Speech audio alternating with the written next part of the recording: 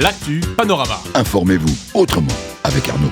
Bonjour à toutes et à tous, bienvenue dans l'actu Panorama qui aujourd'hui parlera du jeu vidéo sur la thématique principale de l'avenir du jeu vidéo en France. Et pour cela, je me suis rendu à un salon de jeux vidéo à Rennes, le Stunfest, pour poser la question à quelques initiés, travailleurs et indépendants qu'on écoutera tout à l'heure, pour la question: quel est l'avenir du jeu vidéo en France?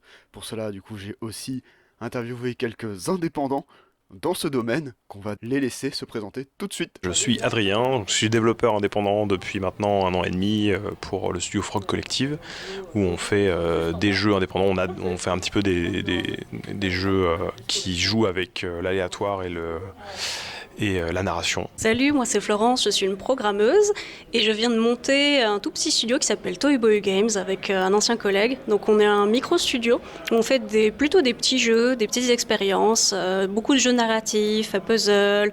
On essaye de varier un peu les gameplays, de trouver des nouvelles manières de raconter des histoires via le gameplay et via des dialogues savamment écrits par mon associé Manu. Bonjour à tous, je m'appelle Joé, je suis développeur indépendant depuis maintenant 5 ans. J'ai commencé à développer avec un ami qui lui était déjà développeur alors que moi j'étais juste un fan de PC. On a commencé lorsque, après le Covid, le volley a dû s'arrêter et moi j'étais un grand fan de sport et de volley. J'ai commencé à développer avec mon ami Clément.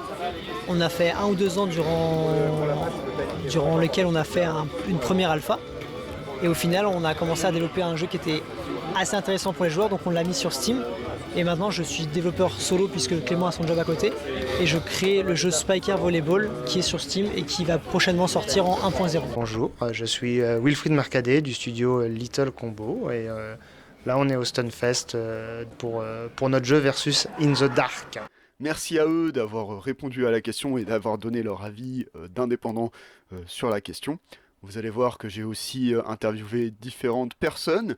Donc je remercie Adrien, Angelo, Conan, Malard, Dot, Éléonore, Florence, Jean-Sana, Steven, Joé, Paul-Antoine, Sacha, Thomas, Sakwid, Pierre-Étienne, Vincent et Wilfried d'avoir répondu à la question. Et justement, on les écoute tout de suite. Quel est ton point de vue sur l'avenir du jeu vidéo en France ? L'avenir du jeu vidéo en France, c'est pas une question évidente. Pour moi, il y a un enjeu, l'enjeu crucial aujourd'hui quand on fait un jeu, en particulier en tant qu'indépendant, ce n'est plus de faire un bon jeu, c'est de faire un jeu qui a une visibilité, qui est connu des gens. Parce que si les gens ne sont pas au courant d'un jeu, ils ne peuvent pas vraiment y jouer ou même avoir le quelconque intérêt pour. Et donc, que le jeu soit français ou pas, ça devient, c'est très mondialisé comme secteur, c'est même en grosse situation de monopole. Enfin, on fait des jeux pour PC, donc le monopole c'est Steam, mais il y a un petit peu le même genre de dynamique sur console.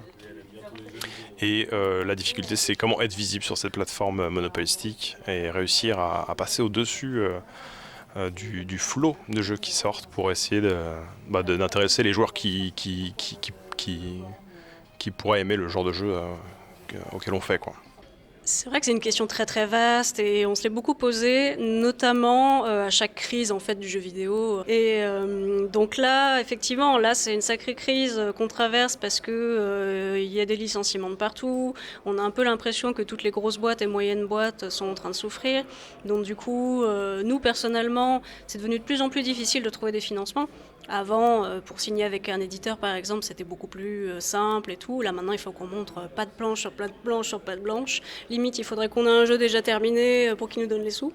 Donc en ce moment, c'est un peu compliqué. Donc on peut se poser la question effectivement de qu'est-ce qui va se passer, quoi. Qu'est-ce qui nous attend vu comment on galère maintenant. Moi, je pense qu'il va y avoir un petit... certainement un retournement. Moi, ce que j'aimerais beaucoup et ce en quoi je crois et pourquoi on a monté Tohu Bohu, c'est que des expériences plus courtes et des jeux avec des vrais sujets et qui ne s'étalent pas, essayer de faire trop de choses en même temps, comme le font beaucoup de gros jeux maintenant, ça a du sens parce que l'idée, c'est pas... comment dire ? Ce qui est embêtant avec les enjeux qui se sont créés sur des énormes entreprises et donc des jeux AAA, c'est la rétention des joueurs. Donc pour garder les joueurs dans le plus longtemps possible dans des jeux, on rajoute des mini-quêtes, on rajoute des trucs à faire à la noix. Enfin, on essaye de combler un peu avec ce qu'on peut le vide. Qu'est-ce qui pourrait faire que notre jeu il dure 50 heures et quelques, quoi. Sauf que ça n'a pas forcément de sens. Moi, je préfère sortir des jeux beaucoup plus polish, même s'ils sont courts. Mais c'est pas grave. C'est bien aussi. Des fois, on est content d'avoir un film qui dure moins de 3 heures, par exemple. L'idée, c'est de faire des choses de qualité, avec des vraies choses à raconter et des nouvelles formes de jeu et de gameplay, quoi. Donc moi, je crois pas mal dans cette nouvelle vibe-là. Après, côté vraiment jeu beaucoup plus grand public et gros jeux, je sais pas trop. J'ai un peu le sentiment que il va falloir se réinventer et que si les boîtes en question, si les gros studios n'arrivent pas à se réinventer, ils risquent un peu de se casser la gueule, quoi. Mais bon, ça c'est mon point de vue de petits studios qui essayent de faire des choses un petit peu en marge. Mais ouais, ce que j'espère, c'est qu'on va revenir sur de la qualité plutôt que de la quantité. Parce que c'est ça qui va faire que les joueurs vont rester, qu'on va continuer de progresser dans le jeu vidéo, de faire évoluer cet art. Donc, parce que les joueurs méritent d'avoir des bons jeux, tout simplement. J'aurais presque été tenté de dire ça sent pas bon à cause de l'IA, mais en vérité, je me rends compte de plus en plus que de la même manière que la musique, il y a un vrai côté des gens qui aiment suivre un artiste plutôt que juste une création. Et aussi le fait que l'IA, malgré ses bienfaits incroyables par rapport aux réalisations, parce que ça fait quand même des choses incroyables et impressionnantes à voir, ça n'a vraiment pas beaucoup d'âme. Et du coup, pour le jeu vidéo, où il faut généralement avoir une direction, et ça ne marche tout simplement pas. Et j'ai moi-même testé pour voir de faire des jeux vidéo, par exemple de faire un jeu de volley par IA, et c'est totalement impossible. Donc je pense qu'on a encore de bonnes années devant nous avec un grand plaisir, surtout pour les développeurs indépendants qui ont en fait une chance, c'est qu'eux, ils auront un accès à potentiellement des ressources graphiques de très belle qualité grâce à l'IA, tout en ayant leur propre technique, sans devoir, on va dire, engager 25 artistes, ce qui est gênant pour les artistes par contre. Je pense que l'avenir du jeu vidéo en France, elle est un peu comme partout dans le monde. En ce moment, c'est pas forcément la période la plus simple et la plus facile pour tous. Maintenant, je pense que d'un point de vue créatif, la France est toujours bien défendue dans le jeu vidéo, que ce soit la French Touch dans les années 80 et 90 ou encore très récemment sur des jeux comme Clair Obscur ou sur des productions plus modestes. Je pense aussi que ça vient du fait qu'on a beaucoup d'aide sur la culture, sur la création de manière générale et pas que forcément financière. On est aussi un pays de la culture, paraît-il. Et je pense que ça nous aide aussi beaucoup à amener quelque chose de différent que n'ont pas forcément certains créateurs. Après, la création du jeu vidéo, elle est internationale. Donc, en vrai, dans un studio, vous pouvez avoir 3 Français et puis avoir 2 Brésiliens, un Américain et un Japonais. Hein. C'est pas une mauvaise blague qui commence, mais ça peut faire un très très bon jeu. Au contraire, je pense même que c'est ce mélange qui peut amener des choses incroyables. Effectivement, cette question, elle est compliquée, mais justement, moi, j'aimerais bien revenir sur déjà le passé et le présent du jeu indépendant en France et du jeu indépendant mondial, parce que finalement, on s'inscrit dans un marché qui est immense et qui est vraiment très mondialisé au niveau du jeu indépendant. En gros, le jeu indé, il est déjà... faut voir qu'il est très protéiforme. Quand on parle de jeux indés, il y a énormément de types de jeux indépendants qui existent et de manières de faire des jeux indépendants qui existent. Et pendant pas mal d'années, en France, il s'est développé quand même autour d'une forme de modèle de petites équipes qui se font accompagner financièrement, par exemple, par des éditeurs, par des groupes d'investisseurs ou par des aides publiques. On a la chance d'avoir le CNC en France, donc le Centre national du cinéma, qui a plusieurs aides, comme l'aide à la pré-production, l'aide à la prod, l'aide à l'écriture. Et tout ça donc, venait aider les créateurs et créatrices à faire leur jeu. Les éditeurs, c'est des entités qui vont financer le développement d'un jeu. Souvent, sur un jeu indé, c'est quelques centaines de milliers d'euros ou 1 million d'euros, quelque chose comme ça. Et qui ensuite vont prendre une part de revenus, un peu comme si elles couvraient le risque de la création. Parce que faire des jeux indépendants, c'est super risqué. En règle générale, ça marche pas et parfois, il y en a un qui explose. Et malheureusement, enfin, est-ce que c'est malheureux, je ne sais pas, mais en tout cas, ces manières de financer le jeu, aujourd'hui, elles existent de moins en moins. Les éditeurs, ils sont de plus en plus frileux à l'idée de financer des nouveaux jeux, surtout à l'idée de venir sur des jeux qui sont un peu incertains. Et du coup, ils préfèrent aller uniquement vers des jeux qui ont fait leurs preuves, qui sont déjà quasiment finis, qui ont déjà un public, tout ça. Donc ça fait qu'en tant qu'indépendant, si on veut aller vers ce modèle-là de jeu de taille moyenne, développé sur quelques années avec une équipe, c'est ultra dur. Et du coup, il y en a plein qui se plantent en essayant encore ça aujourd'hui, en se disant je vais trouver un éditeur parce que j'ai besoin d'un éditeur pour faire ce jeu un peu consistant quoi, que j'ai envie de faire. Et du coup, oui, on pourrait voir une forme de crash du monde du jeu indépendant, mais non, pour moi, c'est ce modèle qui n'existe plus, mais à côté de ça, beaucoup d'autres modèles qui émergent et qui, je pense, vont continuer d'émerger dans les années suivantes. Et en particulier, on voit de plus en plus de créateurs revenir presque à des trucs plus roots, dans le sens où vraiment très indépendants, à base de tout petits jeux qui sont faits sur quelques mois, qui vont évidemment, je dis pas du tout que ça a plus de chances de fonctionner, parce que le jeu indépendant, ça reste quelque chose d'extrêmement incertain, mais il y a un côté parfois plus sain à ça, dans le sens où c'est pas des jeux qui peuvent nous détruire la santé sur plusieurs années et avoir des engagements aussi financiers auprès d'investisseurs, auprès de banques, auprès d'éditeurs, tout ça. Donc personnellement, je trouve ça trop cool. Moi, c'est ce que je fais en tant que développeur. Je fais des petits jeux et puis je me débrouille tout seul, globalement, ou avec des potes. Et du coup, effectivement, le fait de ne pas avoir de pression financière et de pression d'un éditeur par-dessus, c'est ultra agréable. Ça fait que déjà je peux dédier plus de temps à la création plutôt qu'à la recherche d'argent, et en plus de ça oui, ça met une pression de moins, alors que déjà faire des jeux c'est dur, du coup faire ça c'est cool. Et donc ouais, moi je trouve qu'en France on a plein d'exemples de gens qui cherchent des modèles alternatifs. Moi je fais des petits jeux, mais à côté de ça on a par exemple Punkcake qui est un collectif qui eux aussi font des petits jeux, mais qui du coup trouvent une forme d'équilibre aussi à travers le collectif. On a des éditeurs indépendants aussi qui naissent un petit peu, même si on n'a pas encore beaucoup, mais en France en particulier, mais en tout cas à l'étranger, on a plein de studios qui ont eu des énormes succès et qui ensuite viennent, avec l'argent de ces succès, financer d'autres jeux, comme Inner Slot qui a lancé Outer Slot, comme Gros Crab qui a aidé un jeu d'un pote aussi là-dessus. Bref, il y en a plein comme ça. Punkle avec Vampire Survivor qui maintenant finance des jeux, voilà. Et je trouve que j'espère que l'avenir est à voir là-dedans. J'espère que l'avenir est à voir dans justement des gens qui vont pas forcément chercher des business models optimaux pour réussir à vivre du jeu vidéo et pomper le plus d'argent possible, mais plus des gens qui ont envie de faire des jeux et qui font des jeux, et parfois ça marche, souvent ça se plante malheureusement, mais voilà, c'est des jeux quoi. On est là pour se faire plaisir, et je trouve ça assez cool. Évidemment, il y a une part un petit peu, je me permets, je prends le temps là-dessus, il y a une part un petit peu triste là-dedans par contre, qui est que oui, se dire qu'on a besoin de trouver la stabilité ailleurs pour pouvoir faire du jeu vidéo, parce que dans le jeu vidéo lui-même, il n'y a pas de stabilité, il n'y a plus trop de modèles qui nous permettent une stabilité dans le jeu vidéo. C'est un peu comme dire, en fait, il faut déjà être riche pour pouvoir faire du jeu. Et ça, évidemment, ça écarte énormément de personnes. C'est terrible pour la diversité de ce qu'on peut voir en tant que créateur et créatrice de jeux. Et du coup, ça, c'est tout un autre combat d'aller vers des modèles politiques, des modèles économiques qui permettraient à tout le monde et n'importe qui de faire des jeux de manière saine, sans être sous une pression financière et sans être en besoin de recherche d'argent permanente, quoi. Voilà, donc l'avenir du jeu indépendant en France... déjà, je suis content parce que j'espère qu'il y en aura un. Voilà, en gros, j'espère qu'on va pouvoir continuer à faire des jeux tous et tout ensemble, et qu'on s'amusera bien. Alors, l'avenir du jeu vidéo est très vaste, car l'évolution mène à découvrir de nouvelles choses, dont la réalité virtuelle. Maintenant, on ne sait pas où ça va nous amener, mais tout ce que je sais, c'est que on découvre de nouvelles perspectives et qu'on n'avait pas avant. Et la jeunesse, comme je vois aujourd'hui à la Stunfest, des jeux rétro, ils sont beaucoup captivés sur les jeux de l'ancien temps, qui jouent à deux. Déjà par le syndicalisme, je suis désolé, on vit quand même des temps où quand on voit des Microsoft, des entreprises comme ça qui licencient à tour de bras des dizaines de milliers de personnes juste parce que il faut préserver les bénéfices des actionnaires, ça passe par de la lutte globalement, comme le thème du festival, résister tout simplement.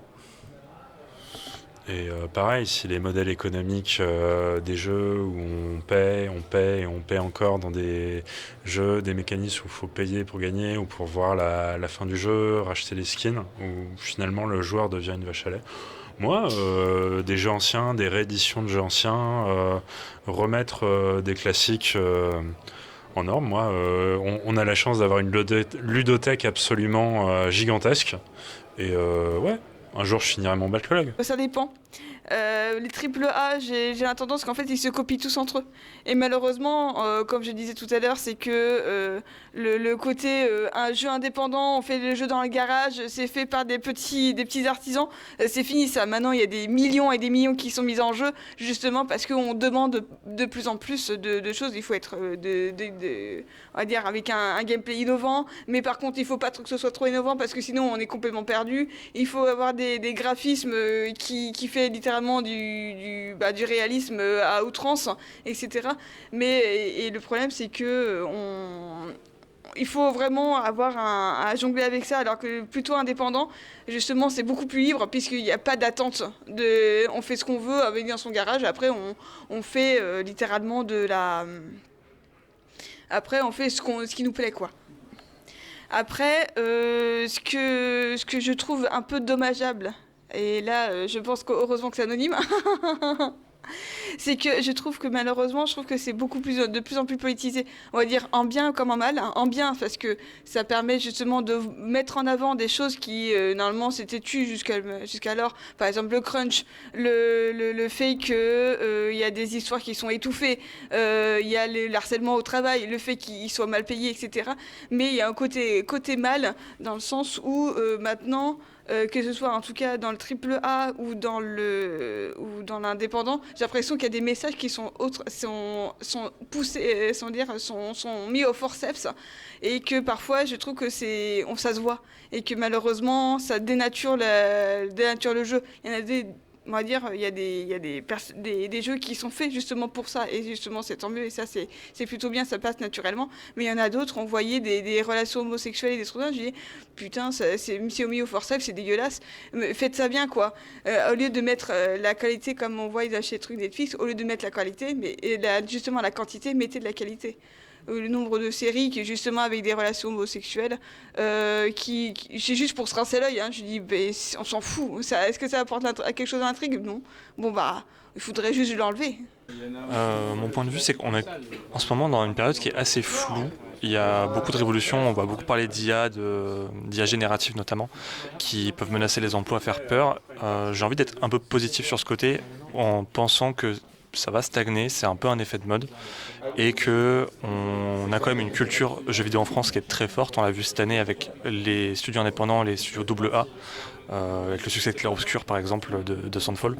Et pour moi, le studio de jeux vidéo en France peut rayonner, et je pense qu'on est un secteur qui peut être positif. C'est dur en ce moment, et en tant qu'étudiant on le sait, on est en recherche de stage, c'est compliqué, mais je suis un peu positif et j'ai envie de garder un peu espoir et de me dire qu'on a un bel avenir dans ce secteur.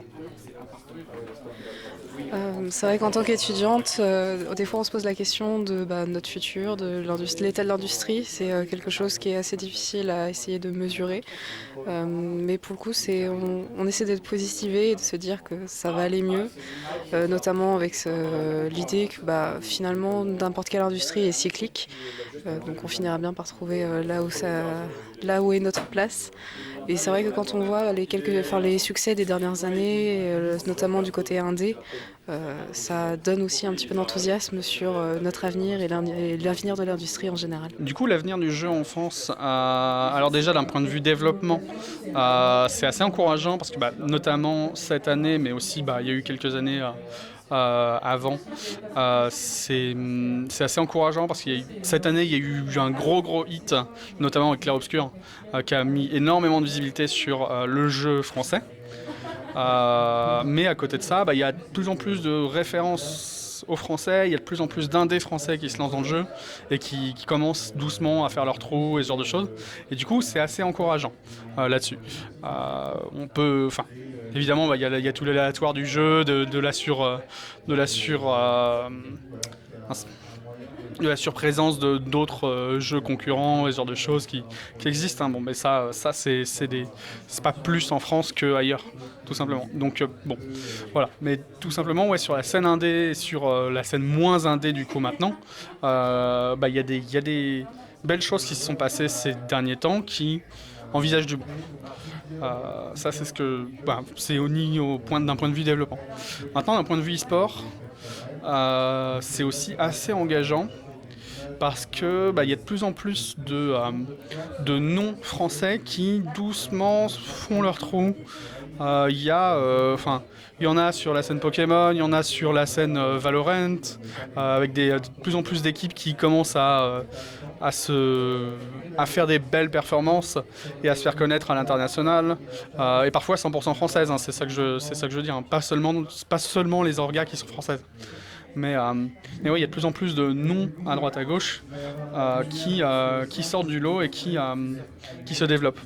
Et même c'est aussi encouragé par tout l'aspect streaming qui vient de plus en plus. On peut parler des Z-Event, il n'y a pas longtemps, qui a explosé le record mondial de donations sur un stream caritatif. Qui était juste avant détenu par MrBeast et encore avant détenu par The Event aussi. Voilà. Et du coup, il y a des actions en ce sens-là. Après, événementiel, j'en vois pas énormément à part lié à l'e-sport. Il y a régulièrement, il y a eu l'Evo à Nice il y a pas longtemps. Il y a eu, je sais plus si c'était un segment ou si c'était une finale pour LoL et aussi pour Valorant. Je sais plus exactement, mais il y a eu des gros événements en fait en termes d'e-sport en France aussi. Et du coup, là-dessus, on voit de plus en plus de visibilité sur le territoire français, sur la plupart des milieux en fait du jeu vidéo, quoi. Que ce soit e-sport, que ce soit développement, que ce soit streaming. Il y a aussi d'autres milieux que dont j'ai pas parlé, mais qui me viennent pas en tête comme ça. Mais après, globalement plutôt encourageant. Voilà. Alors je pense déjà dans un premier temps on a beaucoup de chance en France parce qu'il y a énormément de créateurs, que ça soit indépendants ou on a un bon vivier aussi de quelques studios de renommée, même si actuellement au niveau professionnel c'est un peu on est un peu dans une situation, je dirais, de crise au niveau des travailleurs. En tout cas, pour vivre du jeu vidéo, même en indépendance, on est dans une période compliquée. On a de la chance, par exemple, aujourd'hui d'être dans des événements comme le Stunfest où on peut rencontrer différents créateurs, partager, briser un peu les barrières où on a l'impression d'être seul. Se partager les bons tips, se donner de la force, faire des rencontres pour créer des projets personnels. Je pense que peut-être à l'avenir, on va avoir des complications pour vivre du jeu vidéo, lancer des projets tout en étant accompagné, mais je pense pas que ça va arrêter pour autant la créativité, même la quantité de nouveaux jeux très intéressants qui arrivent en France. Et en tout cas, l'émanation créative au niveau du jeu vidéo en France, je pense que ça, dans tous les cas, elle va continuer. Mais après, il y a des questions au niveau au niveau professionnel. Est-ce qu'on pourra en vivre dans les prochaines années? Est-ce que ça va devenir difficile ou est-ce que ça va se faciliter? Ça, on le verra avec le temps. Ouais, je suis assez d'accord avec Sacha sur ce qu'il a dit au niveau de la France. Aujourd'hui, c'est vrai qu'on a énormément de chance en France. On a beaucoup de choses qui permettent de stimuler la créativité du jeu vidéo. On a plein d'events qui accueillent plein de créateurs indés, des créateurs amateurs. On a aussi de la chance d'avoir le CNC en France, on l'oublie, mais il nous aide aussi à créer. Financièrement, c'est quand même assez important. Maintenant, c'est vrai que pour la question de l'avenir, on se pose pas mal de questions. On voit des choses, on voit Ubisoft qui se restructure, qui se fait un petit peu pas racheter, mais bon, l'histoire avec Tencent. Donc, on a des échos et on se pose pas mal de questions en fait. On ne sait pas trop si c'est une bonne chose pour le jeu vidéo ou si c'est inquiétant. Pareil, il y a aussi pas mal de questions au niveau de l'IA qui commencent à s'insérer dans le milieu. Beaucoup de boîtes qui vont se mettre à l'IA générative. Et ça, ça peut poser des problèmes, que tu aies des emplois, etc. Mais bon, voilà, ça reste une industrie quand même très, très vivante. Et je pense qu'il y a encore plein de choses à faire au niveau créatif dans le JV. Donc voilà, un petit peu notre avis là-dessus. Compliqué en un mot, mais plus largement, la question aujourd'hui, c'est comment on le finance, parce que c'est le nerf de la guerre. Et aujourd'hui, on le finance soit par des boîtes de finances, etc., qu'on ne maîtrise pas et qui vont avoir des attentes de rentabilité qui empêchent d'en faire une vraie forme d'art dans laquelle on peut dire des choses tout en produisant un contenu pour le public, comme ce que fait le cinéma, ou est-ce qu'on se pose vraiment la question et qu'on fait quelque chose un peu plus similaire au cinéma avec le CNC, à savoir on taxe les blockbusters pour financer des projets divers et variés en France et produire quelque chose d'un peu plus divers et d'un peu plus intéressant. L'avenir de notre industrie, il peut avoir plusieurs timelines. Celle dans laquelle on continue à fonctionner avec les méthodes de production actuelles qui amènent à une qualité discutable des jeux, en tout cas dans les principaux et les plus grands studios et pour les plus grosses productions. Et également à des problèmes de santé graves pour les gens qui travaillent à les fabriquer. Autrement dit, tout le monde est perdant. Donc je ne prédis pas un grand avenir à ce type de manière de produire. Maintenant, si les employeurs parviennent à saisir les dysfonctionnements et à les corriger, il est peut-être possible qu'il y ait une bonne fin à cette histoire et qu'on puisse l'atteindre. Mais pour ça, il s'agirait qu'on demande ce qu'on essaie de faire et que les gens continuent à demander et à s'organiser pour exiger une amélioration des conditions de la production, que ce soit les gens dans les entreprises qui travaillent à fabriquer les jeux ou que ce soit les gens qui y jouent. Et il est très important que les joueurs et les joueuses comprennent que la qualité des jeux est directement liée à la qualité des conditions de travail qui vont être dans lesquelles ces jeux vont être produits. Donc autrement dit que c'est dans l'intérêt de tout le monde. Voilà. Je vais apporter un peu d'optimisme.